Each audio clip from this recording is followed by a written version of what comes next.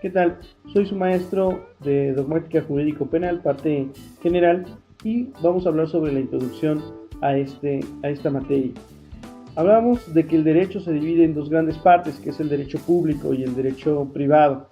El derecho penal, del cual se desprende la Dogmática Jurídico Penal, parte general, pues pertenece a lo que es el derecho público, por la relación que entabla entre el gobierno y la conducta que llevan a cabo sus gobernados. De tal forma que el derecho penal se divide en dos partes a su vez, lo que es la parte general y su parte especial. Aquí hablamos en esta materia sobre la primera de ellas, que es la parte general. ¿Qué es lo que se analiza dentro de la parte general? Pues se analiza todo lo relacionado a la dogmática jurídica. Dogmática jurídica que proviene de las teorías que maneja esta propia materia. ¿Cuáles son estas teorías? Las más importantes es la teoría del delito, la teoría de la ley, la cual abordamos en esta materia.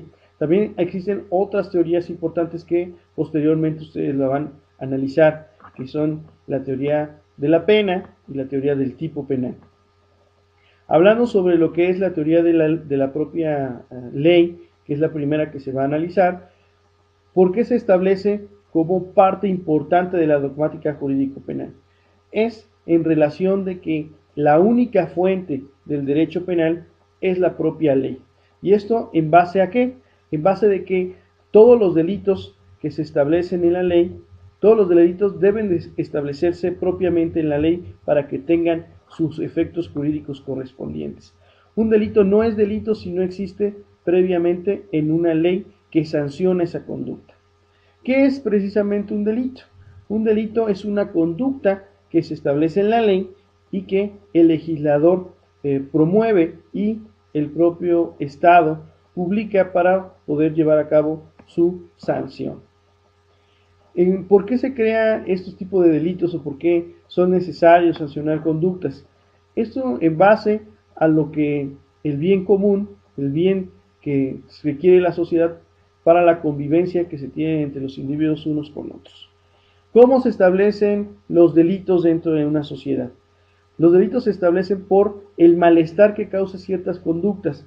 Si bien tenemos infracciones o tenemos conductas que son antisociales, estas no son consideradas como delitos por el hecho de lo que les acabo de mencionar, que se requieren estar previamente en una ley sancionada por el Estado y publicada por el Ejecutivo para que tenga el efecto de delito.